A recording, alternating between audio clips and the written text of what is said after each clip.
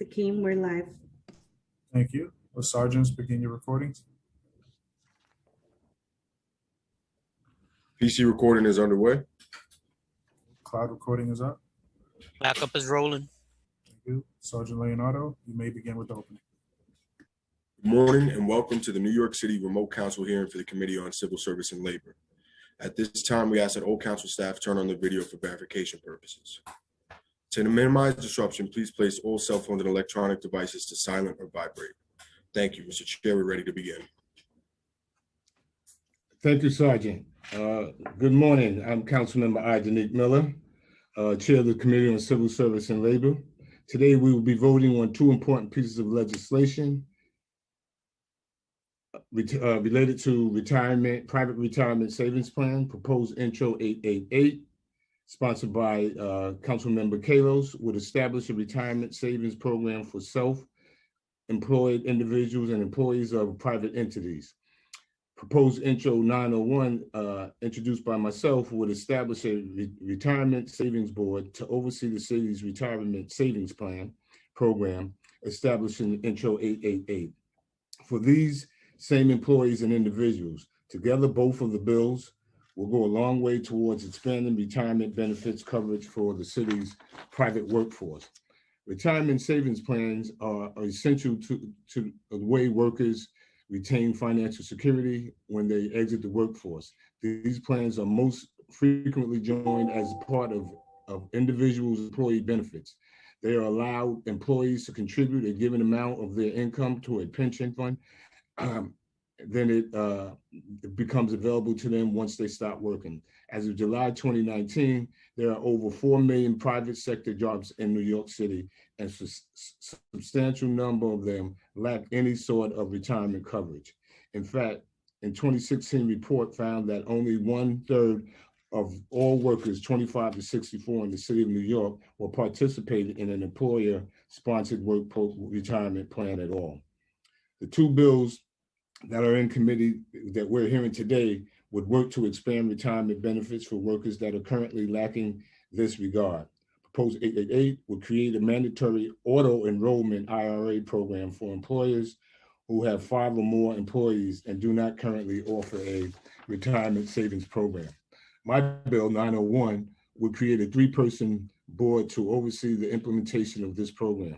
The board would consist of 3 mayoral appointees who would be tasked with responsibilities such as determining the date of the program, entering into contracts with financial institutions and administrators, establishing process for employees to leave the program or individuals to join the program, conducting education and outreach to employers and employees. The board would also work with the comptroller on investment strategies and policies. Although this legislation would take effect 90 days from the passage of the bill, the board itself would have up to 2 years to implement the retirement savings program. While public sector employees are usually automatically enrolled in retirement programs as mandated by law, the same protections do not extend to those in the private workforce. So it is important to note that these bills are not binding on workers. They merely grant eligible employees and individuals an extra option to participate in a flexible retirement savings program while at work. As such, proposed intro 888 and 901 attempt to cover a large gap in the city's workforce who don't have an employer-sponsored retirement program. It's important to offer the city's private employees this option to save for the future, especially given the financial insecurities that we are facing right now. I urge all my colleagues here, both in committee and in the general body, to support this legislation.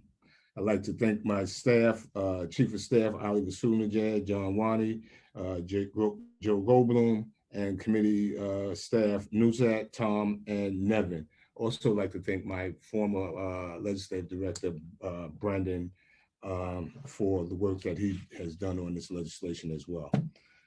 I'd like to recognize my colleagues that are here today. Council members Moya, Lewis, Adams. I'd like to welcome Councilmember Denowitz. and I think Councilmember Orridge is somewhere around. So with that, and Councilmember Rosenthal, that I'd like to give the sponsor of Intro 888. I see that Councilmember Kalos is on board this morning. I'd like to give him an opportunity to speak to his legislation. Councilmember Kalos. Good morning. New Yorkers should have a right to retire. With 4 million workers in New York City, one of the wealthiest cities in the world, with millionaires and billionaires, 2/3 of our workers don't have access to a retirement plan through their employers. Passing these introductions to create retirement security for all will do just that and help between 1.5 million and 2 million New Yorkers have access to retirement. Before I became a city council member, I worked as an ERISA attorney dealing with employee retirement, and this is something I've been working on for quite a while, long before I was a council member. And one of the reasons I actually ran for office is because in the Delphi bankruptcy, GM spun off its failing auto parts, paid its executives with golden parachutes in the millions, and then said they couldn't pay their employees' retirement accounts. And that was wrong, and we need to stabilize people's ability to retire. And so we've been working on this. Chair Danique Miller actually held the first hearing on this topic in the city council to do a study on the issue. And as they did the study, we found that we could do this. He did this working with our public advocate, Tish James. And Tish James actually authored both of these bills in concert with the city council. And when we lost her to the Attorney General's office, we couldn't be happier. And the two of us have been working together to carry this legislation and to get it across the finish line. I will tell you, it has been a long and sordid trip. The ERISA regulations don't prevent this. That being said, we still had to work with the Obama administration to adopt regulations, and which ended up just becoming guidance documents that said we could, in fact, do this. This happened at the end of the Obama administration. We provided testimony to the Employee Benefits EBSA, and we're able to get guidance and regulations. Unfortunately, as everybody knows, we had a very rough 4 years. And with Trump, we saw Steve Bannon in the White House. And from reporting from Gotham Gazette, we learned that the top 10 list on Steve Bannon's whiteboard was stopping New York City from offering retirement to our low-wage workers. And so Trump and Bannon and Congress, it literally took an act of Congress, 2 of them, to stop New York City. And they passed House Joint Resolutions 66 and 67 by Rep. Wahlberg and Rep. Rooney in March of 2017, signed by Trump in April, to try to stop states and municipalities from offering these protections.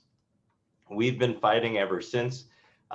When Mayor de Blasio ran for president, this was legislation that he actually ended up talking about in the national arena. And that helped us get a hearing on the legislation. When we talk about retirement, the National Institutes of Retirement Security estimates that the United States of America is facing a $14 trillion retirement deficit. That is the difference between how much seniors have and how much they need, and how much is likely to end up being something that the public tax dollars are going to have to supplement. And so today, as we move forward under the Biden administration, I'm incredibly excited. It's also worth noting that the state had said they would do this back in 2018. 3 years later, it still hasn't happened. The board still hasn't constituted. And in this case, the city council, as often, is leading the city, the state, and the nation by doing this. The great news here is that other jurisdictions are doing this. When we had the hearing, Oregon showed us the way and how they've been able to do it. They've seen this program explode with participation from particularly low-wage workers, and it's been a godsend for them. Their program is only growing with minimal risk to their municipality, And it's also been incredibly helpful to the workers who now have a mechanism for savings. This will cost small businesses nothing. All they have to do is auto enroll the folks when they come in. It'll be deducted from the payroll automatically. And it should be something that can help a lot of people save. And if they choose to withdraw, Oregon presents an interesting model where the first contributions are actually deposited into a cash savings account so that it can be withdrawn without any liability. So I'm urging my colleagues to vote yes on these two bills, which are working together. And I just want to thank Chair Miller as a labor leader, as somebody who has fought for pensions for his workers at his ATU local, and for his partnership and brotherhood in this legislation and so much else. Thank you. Thank you, Councilmember Kalos. Thank you for your leadership, your relentlessness and stick-to-itiveness on this one as well. And thank you for reminding us that we were joined by our public advocate, now Attorney General, in this struggle to bring retirement savings to those who aren't afforded those benefits at the current time. So thank you for your leadership. William? Yes, sir. Good morning. Good morning, sir. Does any of the members have anything to add to the legislation before we take a vote? Is that a raise? No hands raised, no comments. With that, I ask that we take a call on the vote. Sure. William Martin, Committee Clerk, roll call vote, Committee on Civil Service and Labor, proposed introductions 888A and 901A. Both items are coupled. Chair Miller. Proudly vote aye. Rosenthal. Vote aye. Thank you. I vote aye. Thank you. Adams. I vote aye on all. Thank you. Councilmember Moya. I vote aye. Lewis. I vote aye. Dinowitz. I vote aye. Ulrich. Good morning, and I vote aye on all.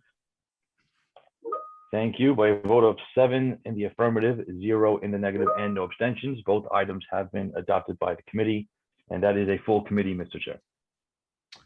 I thank you so much. I want to thank the committee for everyone for being here so early to take this important vote. I know that we all have very long days. Once again, I want to welcome Councilmember Dinowitz to the committee. Thank you.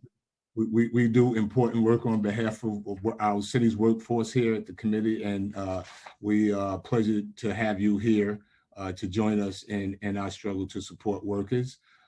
This legislation will go a long way to support our private sector workforce and quite frankly, hopefully take some of the burden off of supporting our future retirees because this is afforded to them now. So with that, I thank everyone for being here. Once again, I thank staff, committee staff, and my staff, as well as Councilman Kalos' staff.